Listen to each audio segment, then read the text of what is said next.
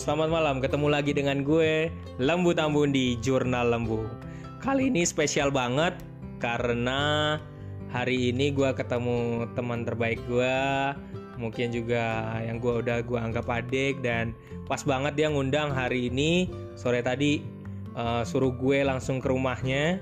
Dan kali ini gue dapet kesempatan, sengaja gue bajak dia untuk nge-podcast bareng gue tentang kita utak-utik kehidupan pribadinya ya. Nanti juga kita minta bocoran dia, tips-tips, minta bocoran dari dia buat gimana sih jadi seorang yang masih single gitu kan. Dijamin deh, gue jamin dia ini orangnya kece, ganteng. Terus kemudian pokoknya top banget. Kenalin, namanya Stephen. Kenalin teman. Oke, Halo, nama gue Stephen. Ini gue pertama kali nyoba podcast kayak gini. Kalau nggak diajak sama kakak gue ini ya, gue nggak bakal tahu nih podcast apaan nih.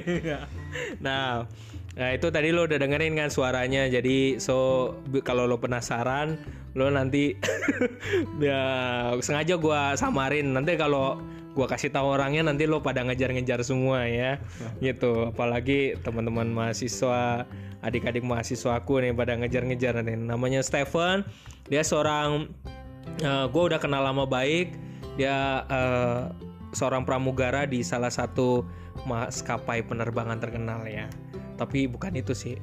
Aslinya sebenarnya orangnya ganteng banget, keren. Tinggi, ganteng, keren. Dan kali ini gue sengaja ngebajak dia. Abis kita ngobrol-ngobrol bebas, terus sekarang gue mau bajak dia tentang, gue pengen tahu nih tentang kehidupannya dia sebagai seorang pramugara. Karena jujur ya, gue pemain, sering banget main sosial media dan di Instagram apalagi gue lihat pramugari itu kalau cantik-cantik ya dandanannya gitu. Tapi kadang-kadang gue lihat juga, wah hidupnya mewah juga nih segala macam. Lo pasti penasaran kan? Nah ini makanya gue dapat kesempatan untuk ketemu dengan seorang pramugara, sahabat adik gue, si Stephen ya. Kebetulan dia kalau aslinya sebenarnya dia sibuk banget. Jadi daripada gue berpanjang lebar, mungkin si Stephen bisa kenalan langsung deh. Lo boleh cerita apa? Siapa diri lo? Boleh. Oke, sekali lagi nama gue Stephen.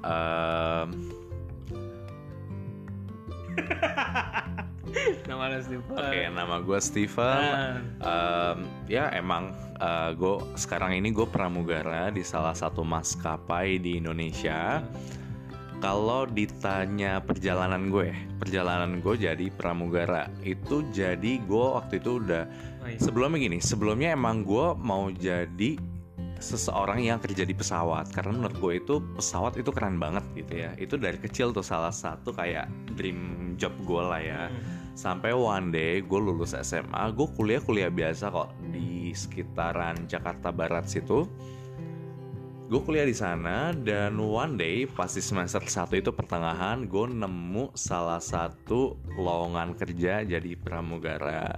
Jadi ya udahlah, gue rasa apa salahnya nyoba sih? Toh misalnya gue hired, ya udah gue bisa join. Kalau misalnya nggak hired pun ya I still have something to do ya kan. Gue masih jadi mahasiswa juga. Ya udah, one day gue nge-apply, tahapnya berapa kali datang sampai gue waktu itu korbanin kelas kuliah gue sampai ya udahlah. Ternyata ya thanks God banget gue bisa keterima. Jadi itu startnya dari situ. Nah lo bisa bayangin kan, gaya ngomongnya udah kayak dewasa gini. Jadi lo udah bisa nerka kan umurnya. Sengaja gue sembunyiin, nggak boleh gue kasih tahu umurnya, tapi dia udah matang banget. Pokoknya ganteng deh orangnya nih. Jadi lo bisa lihat dari bahasanya ya. Jadi kalau lo tertarik, nah gue penasaran sih, langsung aja gue pengen tahu sebenarnya selama ini, walaupun lo dengan sibuk ya, gue juga kadang-kadang gue kangen pengen ketemu lo gitu ya soalnya. Tapi lu jarang banget cerita suka duka. Ya bolehlah suka dan dukanya lah ya. Jadi pramugara biar pendengar nih biar pada tahu sebenarnya suka dukanya gimana sih yang berkesan. Oke, mantap. Namanya hidup, namanya kerja. Lo mau fly here fly there, lo mau kantoran, mau apapun, suka duka pasti ada. Tapi karena di sini gue sebagai pramugara, sukanya jelas lo bisa jalan-jalan ke sini. lo bisa let's say makan pagi di rumah, makan siang let's say udah di Bali, makan malam di negara mana, di Australia misalnya. Itu salah satu sukanya ya. Lo juga ketemu banyak orang yang backgroundnya macem-macem, budaya macem-macem. Mungkin dari situ lo bisa sebenarnya bisa kenal tipikal orang lebih dalam karena lo langsung ketemu sama salah satu bagian dari mereka gitu. Itu salah satu suka ya. Kalau ngomongin dukanya itu adalah kalau misalnya nih lo pekerja kantoran, lo tinggal sama keluarga, ya lo weekendan pasti sama keluarga. Kalau misalnya lo mau jalan sama temen lo, ya itu kan sebenarnya option lo. Tapi kalau lo mau ketemu keluarga, ya itu udah privilege. Sebenarnya udah ketemu lah. Kalau gue ini kan kerjanya gue bisa terbang 2 hari, 3 hari, 4 hari, 5 hari ya, tergantung schedule gue. Jadi kalau weekend, gue belum tentu bisa jalan sama keluarga, belum tentu bisa ketemu sama keluarga, teman-teman dekat pas lo kuliah, pas lo sekolah. Itu salah satu dukanya ya. Udah gitu kayak misalnya lagi hari raya deh, lo lagi liburan mungkin sama keluarga lo jalan-jalan ke Bandung atau mungkin ke Bali, let's say kayak gitu. Nah kalau kayak gue gini ya, pas lagi lebaran itu atau Natalan itu peak season, gue sibuk banget. Kalau bisa nggak libur, gue udah nggak libur deh itu. Keren banget tau, suaranya juga keren banget. Sistem keren banget deh.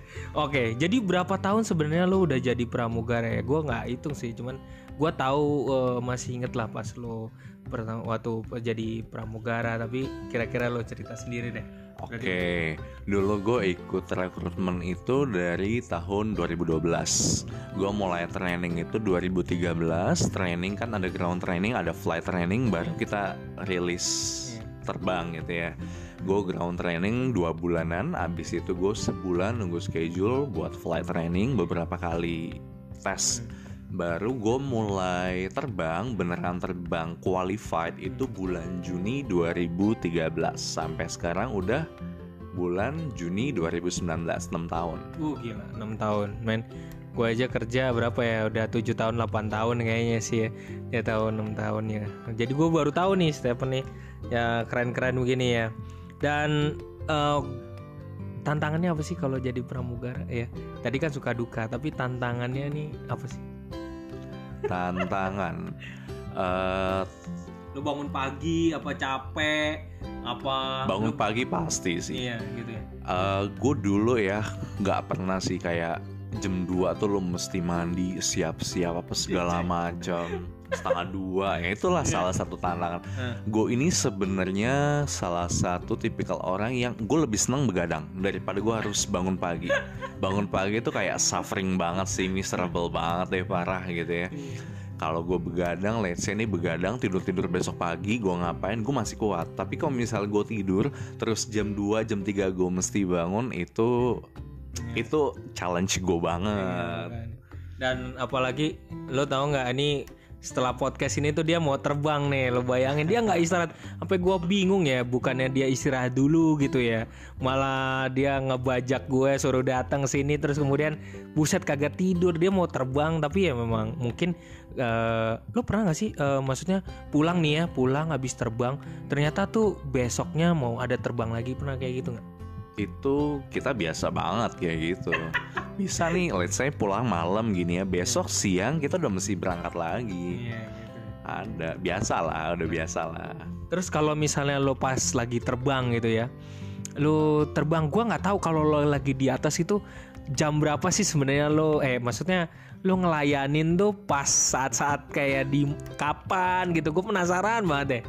Tergantung flightnya kemana, servisnya apa, terus kondisi penumpangnya kayak gimana gitu. Nah yang menariknya nih, gue nyambung, soalnya gue nggak akan jauh-jauh dari tema menabung dan investasi ya.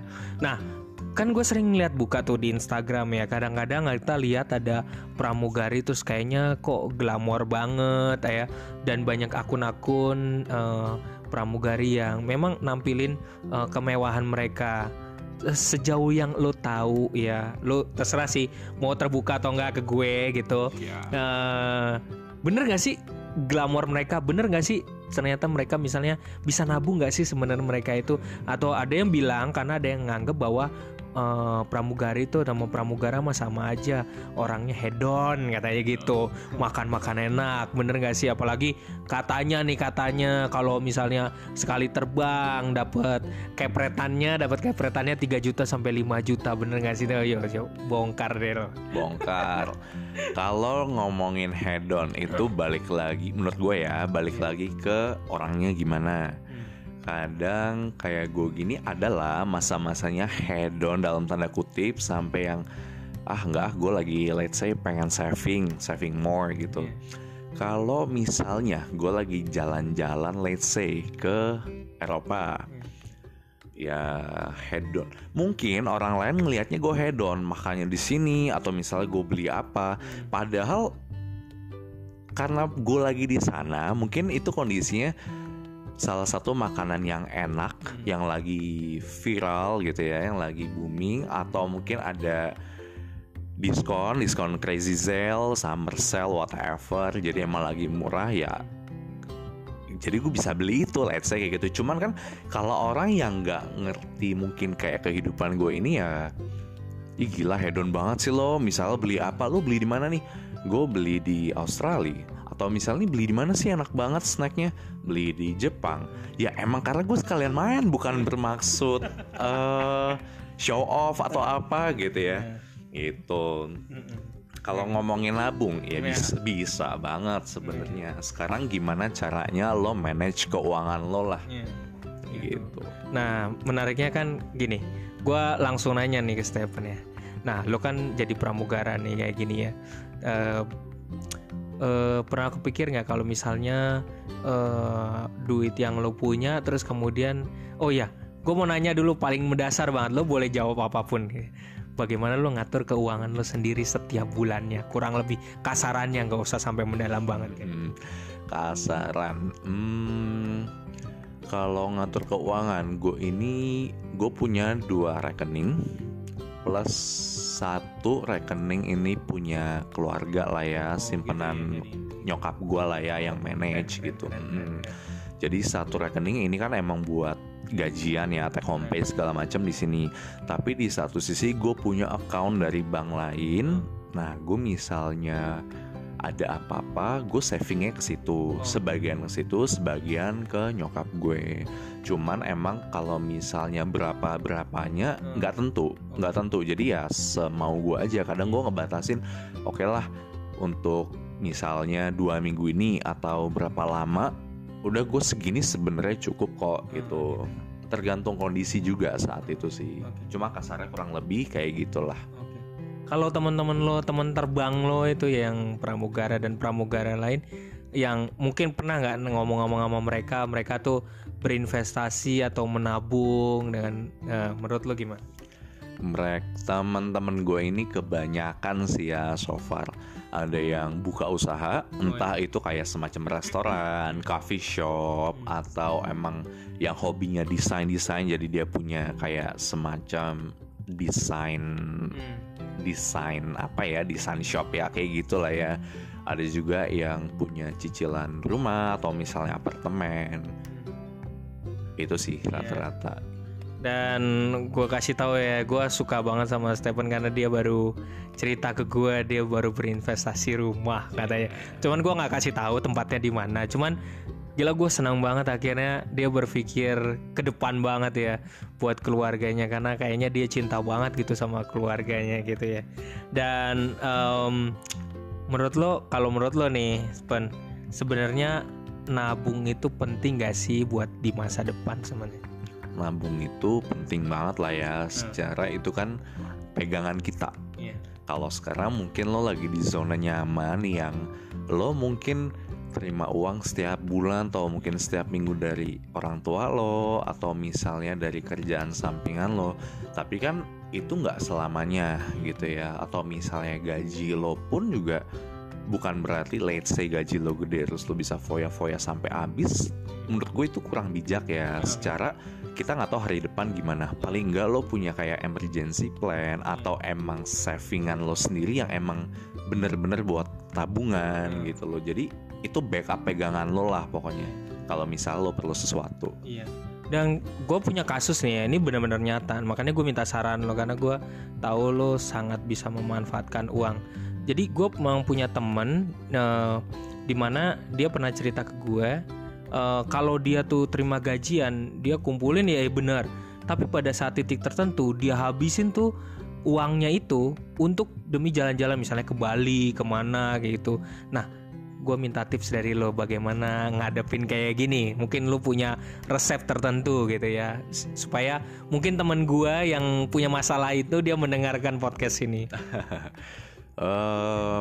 Oke, semua orang itu kan punya vision beda-beda ya.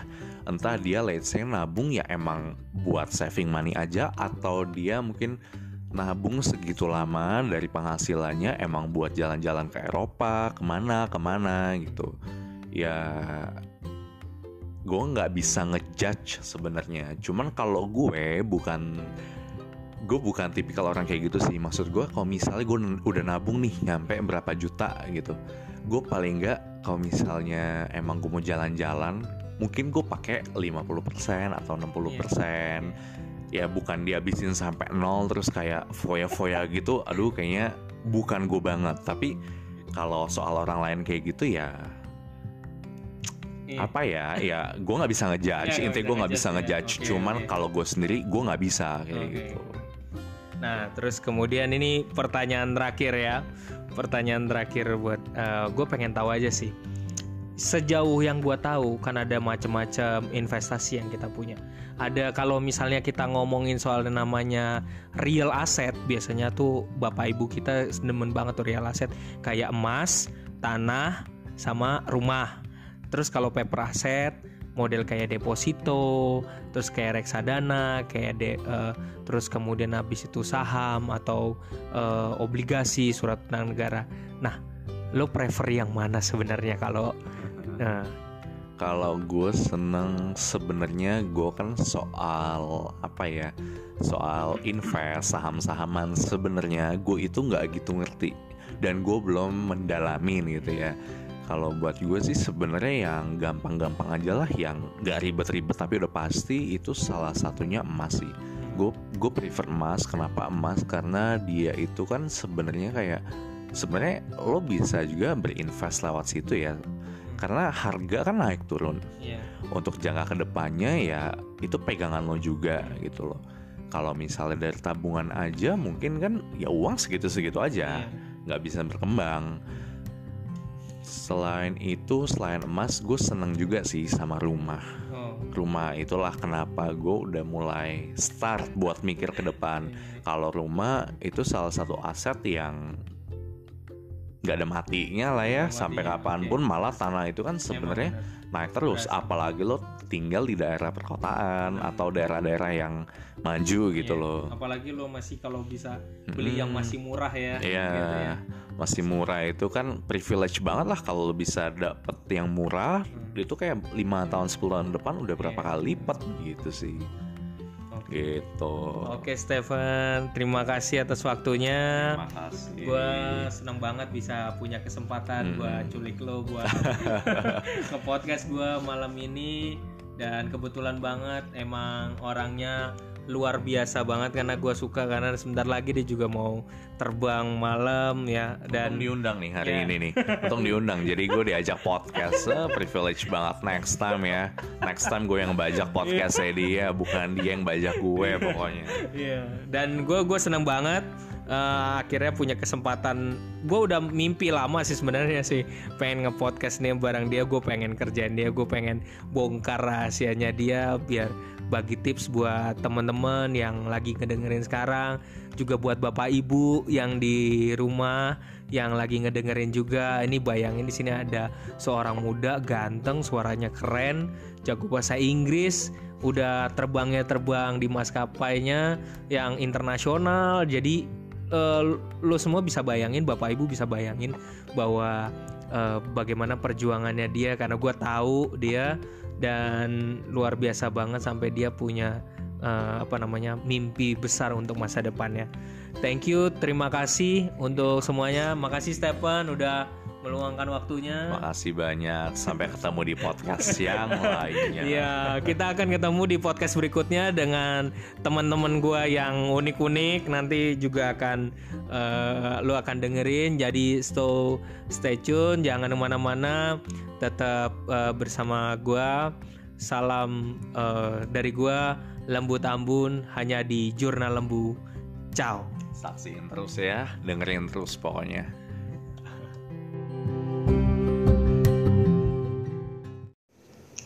Setelah lo mendengarkan podcast ini, gue minta saran dan komen dari lo jika ada pertanyaan yang lo pengen tanya atau pengen sesuatu yang gue bahas. Gue tunggu komennya. Thank you, ciao.